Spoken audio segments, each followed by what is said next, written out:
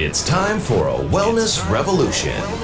Brought to you by Hotze Health and Wellness Center. Honest discussion on maintaining health and wellness naturally to enjoy a better quality of life. He's the doctor fighting to let you keep your doctor. Now, Dr. Stephen Hotze.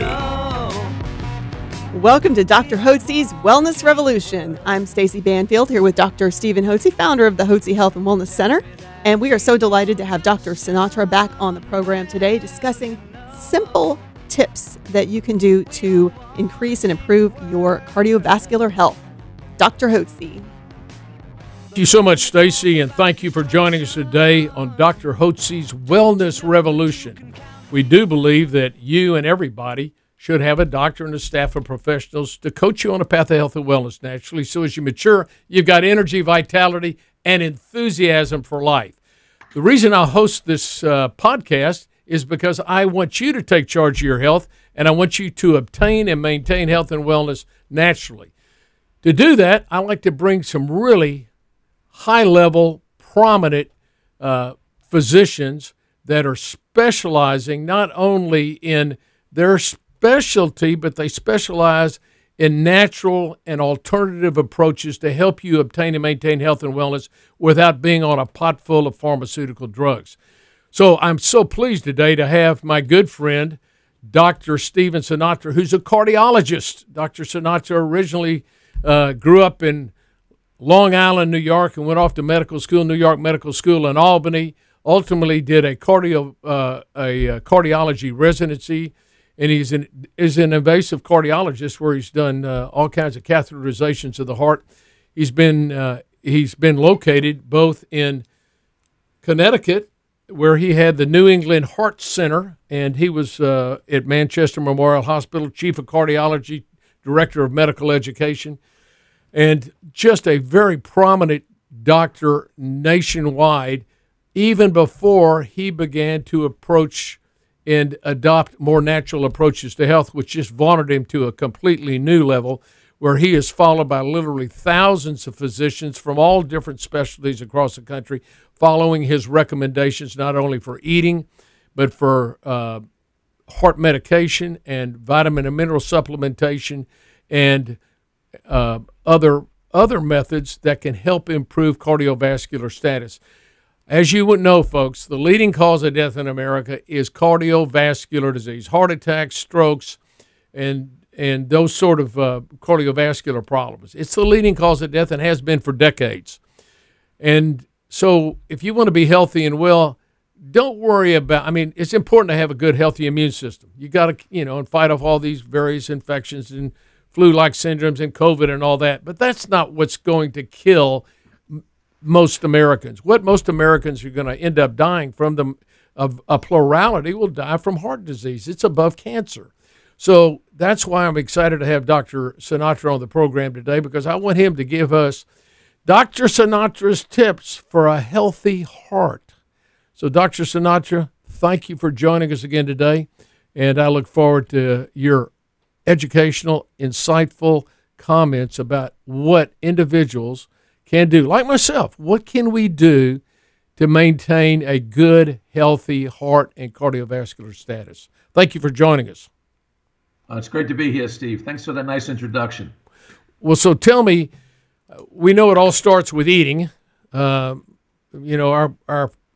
father of medicine, Hippocrates, said that let food be your medicine and let medicine be your food. So in your experience as a cardiologist, what is it? And I note that not only are you a board-certified cardiologist, but you're also board-certified in the American College of Nutrition as a certified nutritional specialist. Now, how many doctors, folks, do you know that are certified nutritionists? Most of them, I'm afraid most docs don't know the difference between a carbohydrate and a protein. Most of them, they just say eat healthy and whatever that means to you, whatever you're doing, keep doing it. But so tell us about the fact that you have this nutritional degree. Tell us first, what does eating have to do with your health as far as your heart health? Well, it has probably one of the most important things is what we put in our mouth is really, how we're going to really be. In other words, there's pro-inflammatory foods, there's anti-inflammatory foods, and it's really important because, like we mentioned before, or what I talked about in lectures, inflammation is the root cause of heart disease. Now, it's kind of interesting, but my 50th medical school reunion is going to be next year, next May. So I've been a doctor for almost 50 years. And when I was lecturing last year, somebody asked me, what are your two greatest accomplishments about being a physician for almost 50 years, because they knew I was in my early 70s. And it immediately came back to me, Steve. I said, the two greatest accomplishments, my greatest accomplishments was the discovery of coenzyme Q10 and the essence of earthing or grounding on the heart. And basically, they're both connected. In other words, when we put our bare feet on the ground, or when we take in foods that contain CoQ10, like migratory salmon or sardines, or organ meats, or beef, for example, contains a lot of CoQ10. But when we put those substances in our mouth and we ground at the same time, CoQ10 and earthing are very potent electron donors. In other words, these are electron donors, and that's what the body needs. See, people take handfuls of vitamins and minerals. Why? The reason why is because they're antioxidants. They're electron donors. Now, you can take these electron donors in foods or in antioxidants, and CoQ10 is the most powerful electron donor I know. And you can also get electrons from walking bare feet at the beach or on grass, or, not on asphalt, that's man-made, but, on tile, for example, or concrete, or basically grass. In other words, walking bare feet on Mother Earth, you're going to absorb all these electrons. We call it the Schumann resonance. And that occurs from lightning strikes and solar sun flares and everything else. But basically, when it comes to medicine, I used to call it God's simple cures, basically. CoQ10, whether you're eating migratory salmon or sardines or foods fortified with CoQ10, like I mentioned before, like organ meats, et cetera, or getting electrons from walking bare feet on the earth, these are simple maneuvers people can do. And basically, these are anti-aging maneuvers. And these maneuvers can help reduce the relentless inflammation that we have in our bodies. So when it comes to CoQ10, I am all in. This is my #1 go-to nutrient. I like to get it from the food supply. I also take it as a targeted nutritional supplement, because this is the one that will prevent the inexorable ravages of aging that we all go through from day to day. Now, in what form do you recommend the coenzyme Q10? We use ubiquinol here. I'm not sure. We're told that that's the most active and the best to use, but it may not be that critical. What's your thought? If you have a high quality ubiquinone, and I've done research on ubiquinones, and if you have a high quality ubiquinone, this is as good, if not even better, than a high quality ubiquinol. I will say this: all ubiquinols are good. There's no doubt about it. The ubiquinones, especially if they have a high quality, is equally as good. I published a paper in one of the journals because I did a study on ubiquinol versus ubiquinone. And basically, I had a long distance runner who had a problem on ubiquinol, and I had a very famous Connecticut woman weightlifter who had a problem on ubiquinol as well. What do you mean they had a problem? What kind of problem? That they had dreadful fatigue. In other words, I did a double-blind crossover trial, and basically certain people on ubiquinol, for some reason, they don't do well. You don't hear this in the advertising, but a person like myself who does clinical research, I've seen it firsthand. So basically, when you're buying ubiquinol, you are buying a good product. There's no doubt about it. All ubiquinols are good, but ubiquinols, much more expensive than even the highest quality ubiquinones.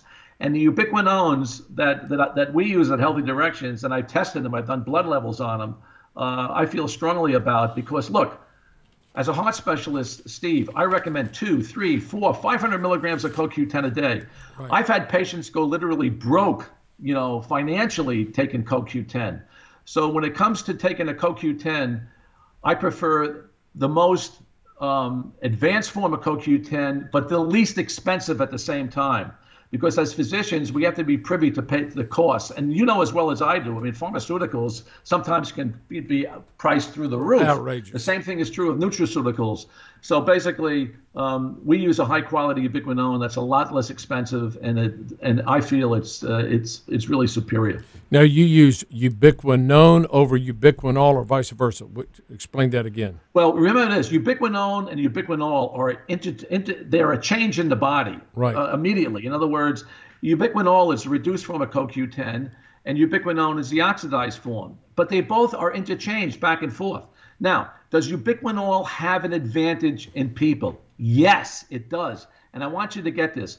In inborn errors of metabolism, these rare congenital disorders like McArdle syndrome, Friedreich's ataxia, in other words, these situations where we have defective mitochondria, I believe that ubiquinol may have an advantage. And I want to use the word may. So when I see children with inborn errors of metabolism as a heart specialist or Friedreich's ataxia, I will choose ubiquinol over ubiquinone because it may take a little more energy to convert it in the body, and these children are starving for energy. So in that population with these congenital, horrific inborn errors of metabolism, I will choose a ubiquinol, even over, Tishkan's high-quality ubiquinone, which I use.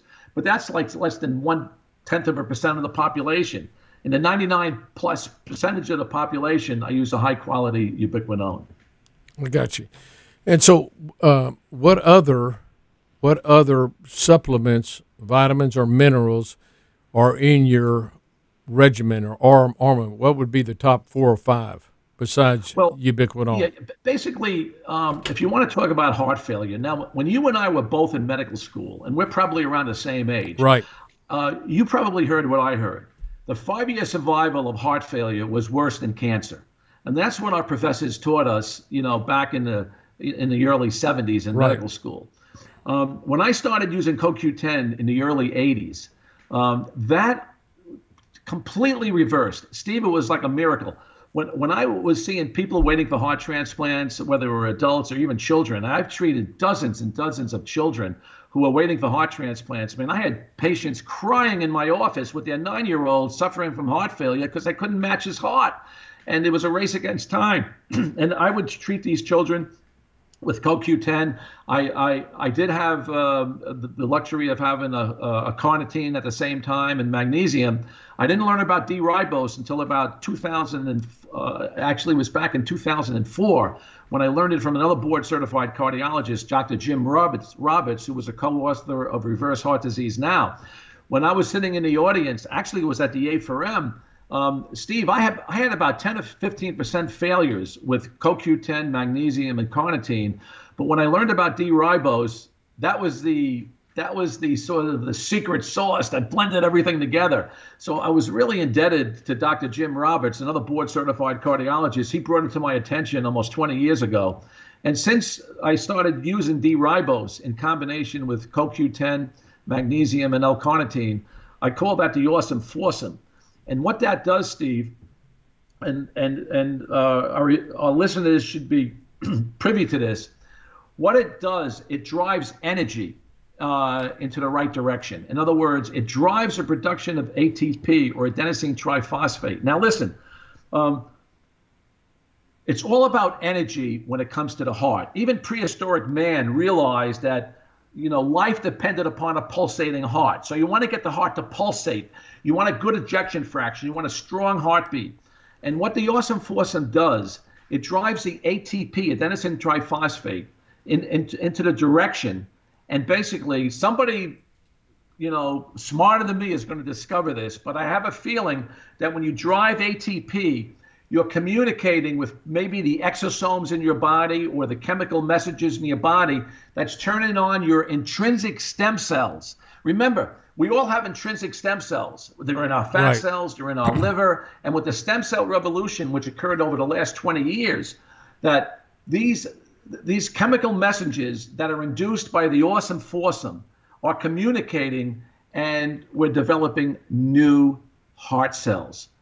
Steve, this is amazing, but I have patients living with heart failure with severely damaged hearts from heart attack, 10, 20, 30, and 40 years, because remember, you can regenerate the heart. doctors know this. Look, we regenerate our blood cells every 120 days, right? We make new blood cells Right. from the bone marrow. We regenerate our epithelium in our nose and our mouth every 3 days. We regenerate our intestinal epithelium, maybe once a week in our GI tract. Well, guess what? We also regenerate our heart cells, believe it or not. In other words, we can get cardiac regeneration.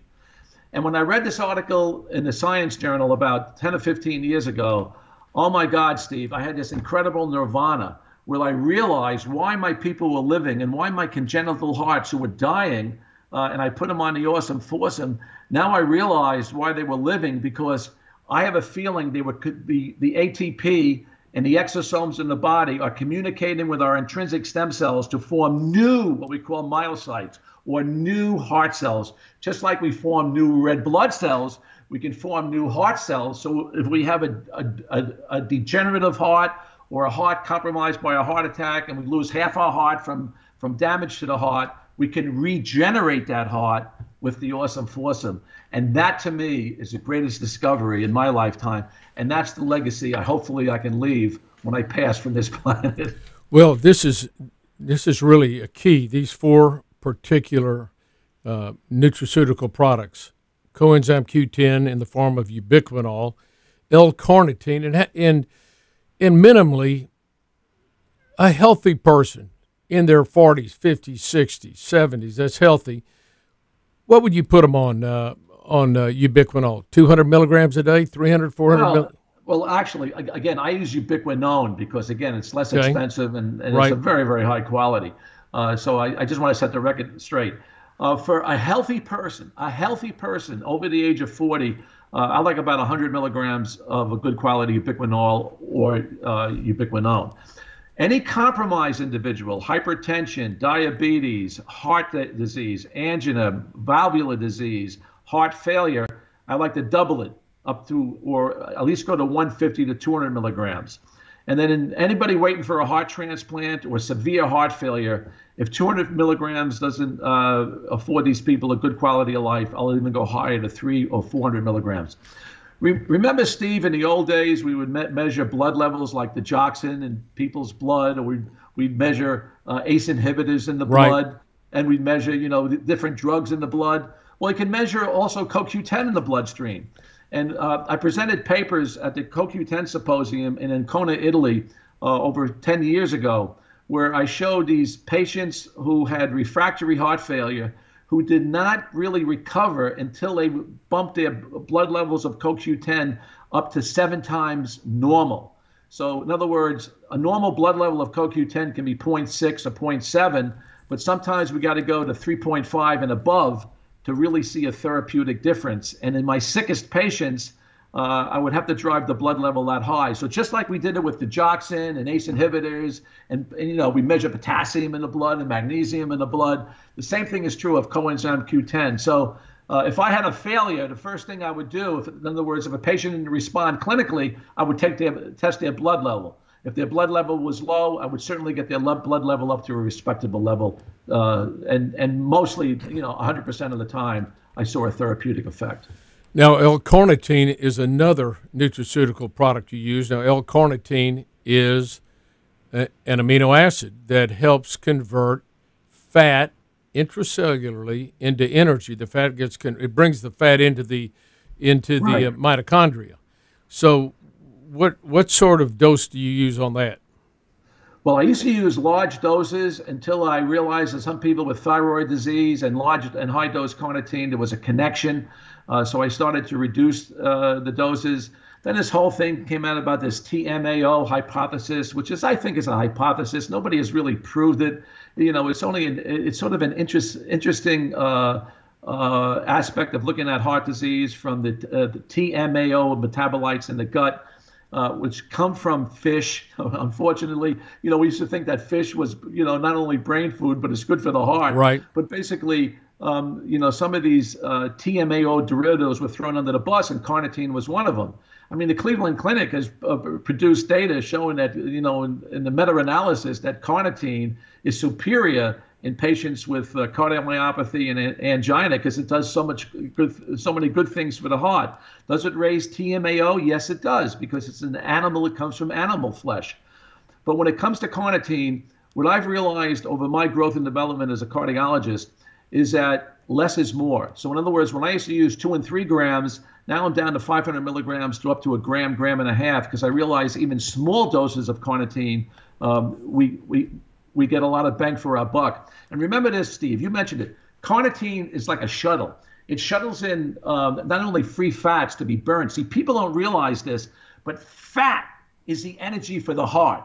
Remember, glucose is the energy for the brain. Sugar is the energy for the brain, right?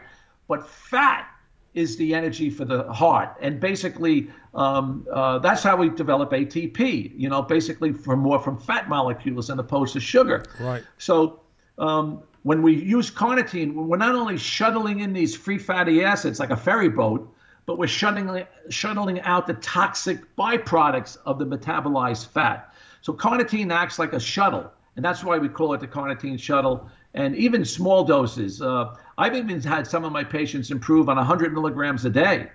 So you can go to 100 milligrams, up to 250, up to 500, even more. But it works wonderfully with CoQ10, D-ribose, and magnesium. And remember, D-ribose is the center of the ATP molecule, and magnesium basically is the glue that holds everything together, because magnesium is involved in hundreds of enzymatic reactions in the body. So that's why I call it the awesome foursome, because I believe that, this magical, 4 nutrients, they'll drive ATP. The ATP communicates with some, perhaps exosomes or other chemical cytokines in the body that turn on our intrinsic stem cells to form new cells. So that's sort of the Sinatra hypothesis in cardiac regeneration. Right. So magnesium, what form do you use? Citrate? I use a glycinate, citrate, orotate. Orotate's my favorite varietal. I was at a CoQ10 conference, again, about a decade ago, when these Australian cardiovascular surgeons were using the orotate.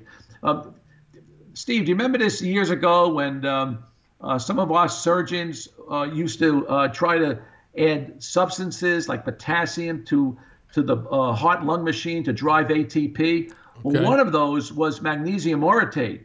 Magnesium orotate was used by these thoracic surgeons to get people off heart-lung bypass, because magnesium orotate drives ATP even better than magnesium citrate or glycinate. So that's why I started, or taurinate for that matter, that's why I started to use magnesium orotate in my broad-spectrum magnesium formula that Healthy Directions produces for How me. many milligrams of magnesium do you like to give routinely? Routinely, I like about 400 to 600. I tell patients that, magnesium, some people can get a bowel cleansing effect, like milk of magnesia. Remember, milk of magnesia that our mothers used to give us, Steve, was mostly magnesium oxide, which stimulates the bowel. Now, there's no magnesium oxide in my broad spectrum magnesium, but basically magnesium is magnesium, and if you take a lot of it, you can get a stimulatory effect to the large bowel and get a bowel cleansing effect as well. Right. If you take that with large amounts of vitamin C, you'll have clean bowels the rest of your life. I promise Exactly. you. Exactly. And that's not a bad thing, by the way. No, it's not. And finally, on your D-ribose, how do you dose that? Yeah, I generally tell people to take like a level teaspoon, which is 5 grams, either 2 to 3 times a day. If you have like mitral valve prolapse or hypertension or angina, maybe 1 teaspoon a day. If you have a little bit of heart failure, maybe mild heart failure, 2 teaspoons a day. For any moderate to severe heart failure, 3 teaspoons a day. Or if you're compromised, with a poor quality of life. Because remember, D-ribose will support that production of ATP, and that's what you really need. And I really like D-ribose. It has changed. Oh my God! Even in my congenital patients, like I mentioned before, it has made a serious impact in their lives. Steve, I have had so many congenital kids that refused heart transplants as adults, even later in their teenagehood, because they had such a good quality of life on the awesome foursome that. And I'm talking about far advanced heart diseases. I'm talking about singlet outlet left ventricles, tetralogy of Fallot. I'm talking about the worst cases of congenital heart disease. And I believe, again, the awesome foursome is redirecting our stem cells into creating new, cardiomyocytes and developing actually a new heart, so to speak. That is wonderful information to receive from you. And I hope that this is really an encouragement to each one of you out there. Now, this Foursome of ubiquinone, coenzyme Q10, L-carnitine, magnesium, and D-ribose isn't just for people with heart disease or people with congestive heart failure. It's for you. You want to be on a regimen, and you may not need to be on as much, obviously, as somebody who has severe cardiovascular disease or heart failure. But if you take this on a regular basis, your heart will do the same thing it's doing for these people. It will help you build new heart cells. It will keep your heart functioning healthy. Now, remember, the most important thing you can do, two important things you want to maintain to have good health. You want to have good energy level production in your heart. You've read Tenet's stuff, I'm sure, on voltage. The key thing is most people, as we age, our voltage production goes down. Voltage is a measurement of electricity.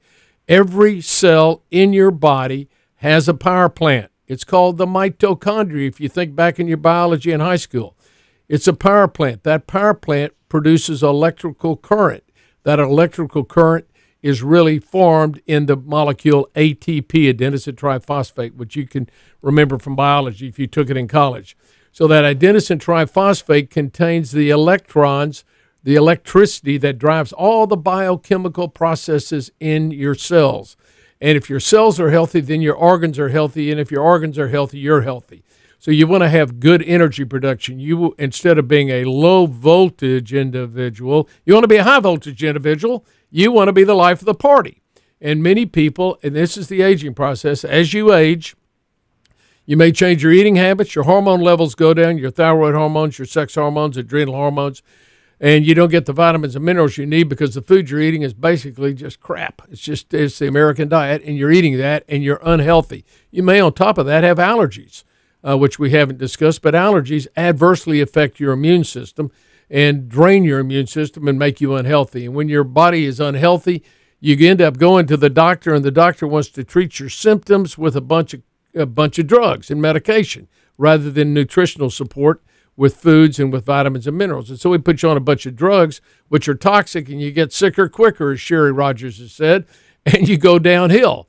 And that's why we see so many people, and I know Dr. Sinatra has seen it in his practice, people come in with all kinds of medications from doctors when they have these various problems, and they've got them on antidepressants, antipsychotic drugs, they got them on anti-anxiety drugs, sleep medications, a host of pot full of medications which do not address the underlying problem. The key is you got to have a good, healthy heart. Your heart enables your body to produce energy. Why? Because it circulates the blood. Why is the blood important? Because it contains oxygen. You got to have oxygen getting into your power plants and your mitochondria to produce energy. You got to produce energy to be healthy. So the whole goal is to produce good energy, have a healthy heart. That's by cutting out all the junk food you're eating that's causing inflammation and adding to your eating program good, healthy oils, good, healthy fats, and good, healthy green vegetables. Fresher the better. You can eat them fresh. I like to eat them in the form of salad. If you're going to cook them, just blanch them and eat some good, healthy meat. Grain-fed beef is good. You know, get yourself some wild salmon. Don't eat this fish that's grown on a farm. That's not good for you. Eat wild fish, and that'll be good for you. And eat wild the chicken that you range out on a farm. You can get those eggs and eat that way, and you're going to be healthy. Eat less, folks. Don't eat more. Eat less. You don't have to eat 3 square meals a day. That's just bull.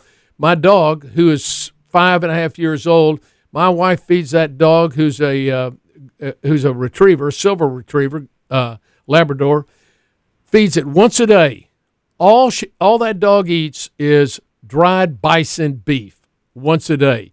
He's thin, he's trim, he's muscular, he's got energy, he's active. You know, so I watched how she fed him years ago, and I said, you know what, there's no reason I need to eat 2 or 3 meals a day. 1 meal a day is fine. And that is called intermittent fasting, and we haven't talked about that, doctor, but that's what we promote here, intermittent fasting. Eat once a day. In fact, my wife and I, over the last week, normally go, starting on Sunday night, we have a light meal Sunday night. We don't eat again until Tuesday night, so it's been 2 days. Am I hungry? Not a bit. I hadn't been hungry in 2 days. I have bulletproof coffee in the morning, and that's pretty much it. I'm off and running. So you've got to train yourself to eat less and eat, when you do eat healthy. And then take the awesome Foursome of Dr. Sinatra. Take your ubiquinol, coenzyme Q10, L-carnitine, magnesium, and D-ribose. These are absolutely critical for cardiovascular function. On top of that, I do want to recommend high doses of vitamin C. I'm a Linus Pauling fan, and I've followed him for years, and his associate, Dr. Mathis, indicated and showed through their studies the importance of vitamin C. We don't make vitamin C. All the mammals in God's creation make vitamin C, except for humans, monkeys, and guinea pigs, and they make on the average 1,000 milligrams per 25 pounds of body weight. I recommend to all our guests 1,000 milligrams per 25 pounds of body weight. If you weigh 150 pounds, take 6,000 milligrams a day. I happen to be a Linus Pauling fan. I take on the order of 20,000 milligrams a day, and I've taken 10,000 milligrams a day since I first heard Linus Pauling speak in 1990. And I've got, when you look at my coronary arteries on a heart scan, there's no atherosclerosis at all. And at 71 years of age, that's rare. So vitamin C is very important. And then I also recommend for your immune system high doses of vitamin D3. And this is important because this is what really stimulates a good immune system health, and it's been shown in people with viral diseases, particularly with COVID. People that had high levels of vitamin D either don't contract the disease, or when they contract it, have mild cases. People with very low levels of vitamin D tend to have severe problems in severe cases. So vitamin D3 can help protect you against the flu, and help protect you against respiratory illness like COVID. And I recommend on most of our guests minimally 10,000 international units a day. I take 30,000 a day, and I can barely get my level up where I want it, around 80 to 90, and won't hardly get there. So you have to get your doctor to measure your vitamin D levels, but most conventional doctors will say, well, take 2,000 a day. That'll never get you where you need to be. Almost every guest we see here at the Hotze Health and Wellness Center has low levels of vitamin D. They're always down in the low range, 30 to 40. And the range is 30 to 100, and I still think that range is way low to begin with, but you want to get it above 70 nanograms per ml. That's what you want to get in. So get it measured at your doctor's office, and that will help prevent you getting viral illnesses, particularly in all of us. You say, why do you need vitamin D? Because all of us are sitting inside. Most of us work inside. We're not working outside. We rarely go outside and get enough sun. When do you do that? And in the winter, it's worse, especially up north. Big problems with low vitamin D up north. So those are some things that you can do and to keep yourself healthy. On top of that, get a good night's sleep. Do some form of exercise, and you don't have to run a marathon. Get out and walk. And as Dr. Sinatra reminds us, ground. Take your shoes off. Take your socks off. Get out and walk in the dirt. Walk on the beach. And that's a way your body has it has an antioxidant effect on your body. And it will help neutralize we're made up of electrical currents, and we want to neutralize it. We don't want to have any abnormal molecules racing around that are oxidants and have an oxidative effect on our bodies, like oxygen like oxygen does on the top of steel when it rusts. That's oxidation. Well, we don't want that. We don't want our bodies to oxidize. We want that. That's why we put medications in it, like coenzyme Q10 and like vitamin C and others, and why we ground, so we have the antioxidant effect. And those are some very important points that are takeaways from this conversation with Dr. Stephen Sinatra. So, Dr. Sinatra, I appreciate your being here with us and just re-emphasizing the fundamentals of good health. And notice, we didn't tell you to take any drugs, folks.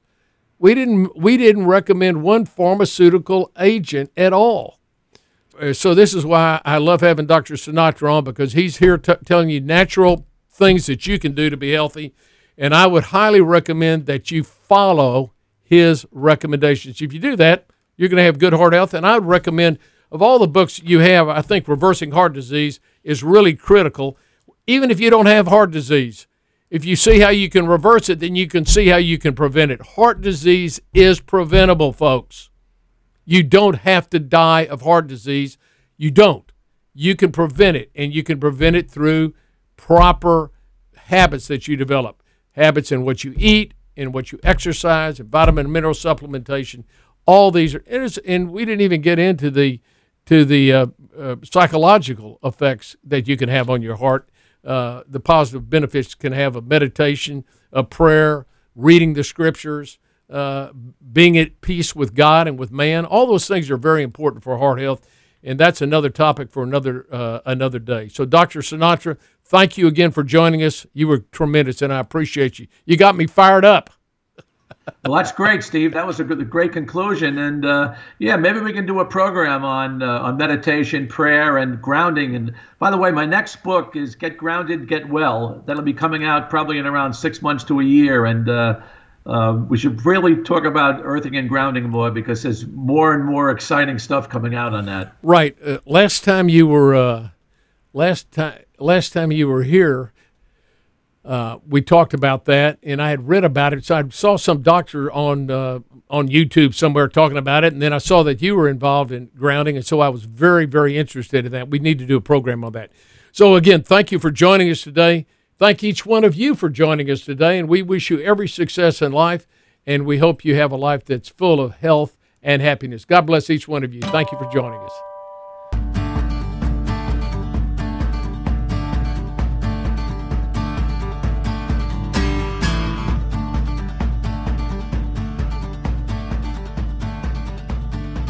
Information provided on this radio program is neither intended nor implied to be a substitute for professional medical advice and is not intended to replace the services of a physician, nor does it constitute a doctor-patient relationship. You should not use information from this radio program to diagnose or treat a health problem or disease without consulting with a qualified healthcare provider. If you have or suspect you have an urgent medical problem, promptly contact a professional healthcare provider or call 911. Dr. Hotze's Wellness Revolution radio program advises you to always seek the advice of a physician or other qualified health provider prior to starting any new treatment or with any questions you may have regarding a medical condition. Any application of the recommendations from this radio program is at the listener's discretion.